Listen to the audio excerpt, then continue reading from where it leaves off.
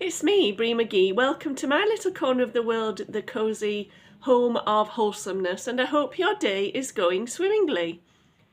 During today's Breeze, we'll be discussing a time is coming. So let's get started. For me, a time is coming where I'm going to be needing to get and use a mobility scooter. At the moment, I walk with the aid of a walking stick, but that is becoming less and less of a help for me because I just walk all over the place and I more or less stagger at this point. My mobility has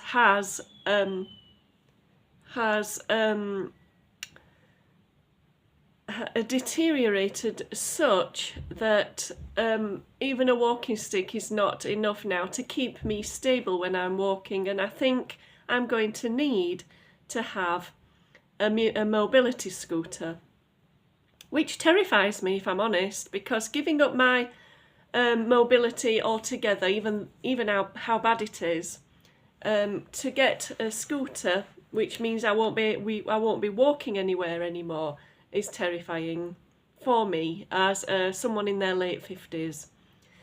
It also frightens me at the thought of using it on public transport. It's bad enough as a disabled person walking with a walking stick on a bus, let alone trying to navigate that with a mobility scooter. I don't know how to do that, and it frightens me at the thought of it. Also, something else that scares me is the idea that the battery could go. What if I'm in the middle of somewhere a long way from home and my battery dies or something? I mean, yes, I think you can carry a spare battery with you, but by all accounts they're not light, and that could also, the heaviness of the scooter can cause the battery to run down quicker or something like that. I don't know. These are all things that are in my mind. I should have got one before now, but I really have put it off for some considerable time because it scares me so much. I don't want to stop walking, if I'm honest, even though I'm not walking, I'm staggering at this point. I think it's probably pride, which is, of course, one of the 7 deadly sins, isn't it? Pride. But I don't know. I'm just being honest in this video. There are lots of people out there with mobility scooters, and they seem to get on fine. And there's no reason why I shouldn't either. But I don't know. My anxieties are just clicking in.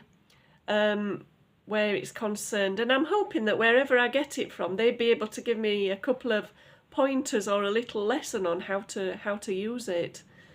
This is something new. I've obviously never had to deal with this before, and I never dreamt that in my late 50s I'd need a mobility scooter. That's another thing that's just really weighing heavily on me, because I have friends and family members and people that I know who are in their late 50s too, like me, and they're super fit and active. And yeah, it's a tough pill to swallow, I'm not going to lie. But you know, I like to count my blessings. I'm blessed in so many ways, so many ways. God is so good to me and has been good to me. And I might even make a video on the blessings that I've received, but and that will never change. I will always be very, very thankful for what I've got and what I've had, and all of that. But no, this is a new chapter, and I guess I will approach it with some level of trepidation. Sorry, I keep hearing. Sorry about that. There was somebody at the door. There's somebody at the door. Do you remember that from years ago? Anyway, there was somebody at the door, so I had to go and deal with that. But no, I'll just finish off this video by saying that there's no shame in having a mobility scooter. There's no embarrassment to be had. It's just my silly fears and trepidation that goes alongside it. So I'm going to be going to a shop in my city that that has all the different mobility things in there. There's scooters, wheelchairs, and different attachments for your house and that. So I'll go there, take a look what they've got, and maybe I will come home on a scooter, who knows. But anyway, we will cross that bridge when we get to it, and I'll let you know how it goes. So thank you for watching. Have a wonderful day. And from my corner of the world to yours, cheerio and mind how you go.